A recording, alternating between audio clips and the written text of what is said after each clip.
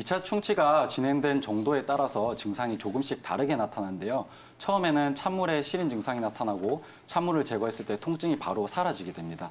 보통 이런 경우에는 2차 충치를 제거 후에 본을 떠서 보철물을 넣는 것으로 치료가 마무리되는 경우가 많고요.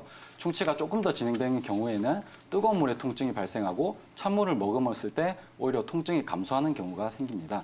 이런 경우에는 2차 충치가 조금 더 진행됐다고 봐야 되고 신경치료할 가능성이 증가하게 됩니다. 또 2차 충치가 더 심해지면 가만히 있을 때도 통증이 발생하는데요. 이때도 신경치료할 가능성이 크다고 보시면 됩니다.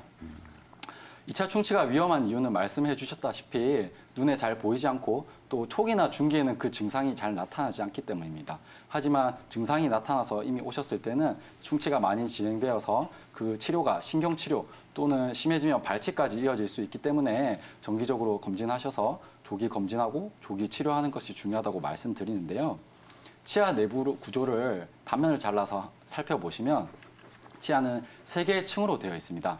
가장 안쪽에는 신경이 존재하고요. 가장 바깥쪽에는 범랑질이라고 해서 뼈보다도 2배에서 3배 정도 단단한 조직으로 치아가 둘러싸여 있습니다.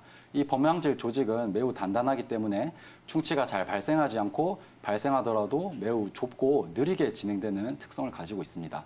하지만 이 범랑질 밑에 상아질은 조금 더 연한 구조이기 때문에 충치가 발생하면 매우 빠르고 넓게 진행되는 양상을 보이는데요.